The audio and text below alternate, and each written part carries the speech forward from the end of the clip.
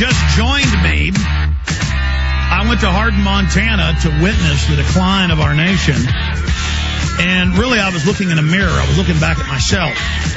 We can laugh at those Montanans wanting to be conned by a charlatan, wanting to have foreign mercenaries come in black Mercedes and with German enforcers, with some guy from Serbia saying they were going to police and run the town and fill the local prison as an economic development. But you look at my own state of Texas, the United States has more prisoners than any other country in the world. China has 1.5 billion people, or right at it. India has 1,100,000,000. The United States has twice the prisoners China does. Twice. And Texas has more than any other country in Europe. Texas has more prisoners than France. France with 80 million people. That's right. Texas has more prisoners than England. And they're not going to stop. They're going to hire more police. Every little tiny town's got lines of police cars. And they now admit they just pull you over and grab the money right out of your wallet. The Dallas police just throw bags of chalk in your car. They take it. They don't care. Government is rogue and criminal. And the sooner people figure this out, the better. And that's all a city is. I mean, why not have some foreign con artist with German troops in tow shaking everybody down in Hardin and announcing he's taking over the detention FEMA center? Why not? I mean, it's the same thing to have locals doing it. It's the exact same thing that we live through in this society. And it is only going to get worse until we as a society begin to wake up to what is happening. And so when I talk about Hardin, Montana being a microcosm, it's not just a microcosm of other towns around the United States where you drive through Texas, you drive through Alabama, you drive through New York, you drive through Illinois, you drive through Minnesota, you drive through Arizona. I mean, I've been all over. Not as much as the Johnny Cash song, I've been everywhere. Man, I've been everywhere. But I've been a lot of places. And I've been to Canada, and I've been to Latin America, and I've been to Europe. And you don't see prisons like we got anywhere. It's rare to see a prison in Europe. It's rare to see one in Mexico. And if you do, they're hellacious and you don't want to go back. And boy, their police are corrupt down there too. All I'm asking people to do is to get this mind-controlled image of the police and government as some heroic, wonderful, perfect, pure as the driven snow thing we've got to fall down and worship, to what it really is, something super dangerous. Yeah, you got to have some government, but you better keep it within the Bill of Rights and Constitution. You better keep it very small and starving. What did George Washington say? I know he's a bad guy nowadays, but I will quote him. I know FEMA demonizes him to citizens in different training seminars. He said that government, like fire, is a dangerous servant. Just like if you're using fire for fire breaks, or using fire to cook food, or you're using fire to, in a blacksmith forge, fire is a dangerous servant. Don't play with matches. But to finish his quote, fire is a dangerous servant and a fearful.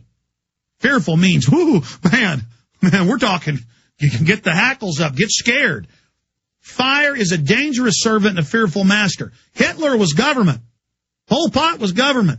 Stalin, Lenin, Mao, Fidel Castro, all these other thugs, 95, 98, 99, depending on what period of history, percent of the time, government is murdering and stealing and enslaving. You take Zimbabwe and their leader over there. They killed almost every white person in the country, stole their property, ran them out. But he'd already set up that system of government. Kind of the liberals the last 20 years in the U.S. and England said, go ahead and kill whites. They're evil. They own farms. They deserved it. The whole society collapsed. And now the murder rate's even higher. As blacks kill blacks, they kill anybody that's got anything. And so nobody can feed themselves. There's no jobs. Starvation's been rampant for 5-6 years. Hundreds of thousands have died. That's called government corruption. There was a rationale. They're white, let's go ahead and kill them. And it's like, yeah, kill Whitey. Same thing in South Africa to a lesser extent, and it's now falling apart. Record crime rate in the world after Zimbabwe. Same thing in North Korea. Look at government there. Hellish government with some 4'9" goblin who's got a 7-story pleasure palace and routinely hijacks Japanese and South Korean airlines with a secret police on board, stalking Asian film stars he wants to rape. I mean, we got a guy hijacking planes with women he wants. I mean, this is government. A guy in a uniform, 4'9", hijacking jets for women he wants to rape. Now, am I supposed to just, oh, he's such a hero, he's wearing a uniform, I love Kim Jong-il. I mean, am I supposed to bow down to Saddam Hussein because he's in a uniform? People are like monkeys in this country. And they're like this worldwide. They see a uniform and a fancy hat. Where do you think crowns came from? That was a headdress. People make fun of ignorant savages around the world that are wearing headdresses and stuff. Well, what do you think they do in England?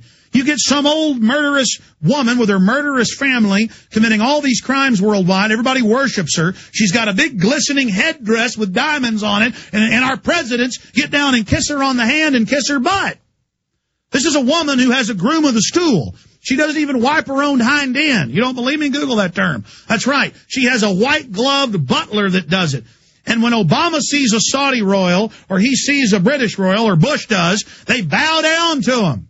Because their family were kingpins, mobsters, who got so much power they got armies under them, and they started wearing fancy headdresses. And oh my gosh, we all love badges, so that's why the Queen wears dozens of badges all over, festooned with badges. Pull up a British royal in official dress, just festooned with badges. And so why not have a con artist show up with mercenaries in a Montana town and start policing people? Why not have them just show up as CBS News is reporting and start ruling everyone? Because American, let me tell you, the locals saw that badge, they hit their faces in the dirt. Because we are a trained country of cowards now. I want to get our freedom back. Our country was founded on hating crowns and hating badges. Our first presidents wouldn't allow themselves to have fancy titles. Andrew Jackson, many presidents later wouldn't allow it. They didn't dress fancy. They weren't into being fancy. They weren't into badges. They were into being strong and honorable and creating things and inventing things and trailblazing, not on wearing bling. Yeah, I don't like bling when somebody's got a big gold grill in their teeth, okay? And I don't like it when Queen Elizabeth II runs around with all her badges and all her diamonds and her crown saying, I'm better than you. You know, I don't like India. I don't like India, the fact that they have the caste system and wear the little symbol in their head, saying everybody else beneath me, you know, in the Indian society is dirt. I don't bow down to somebody because they're wearing a crown or a badge or got a dot between their eyes, saying that everybody else in India is scum but them. Or it's another form of badge. Obama's black, so it's the reverse now. You're not allowed to criticize him because he's got dark skin. No, I'll do whatever I want. I'm sick of everything being about how something looks and not about how they actually act and behave. I'm going to give you the police state news and your phone calls when we come back.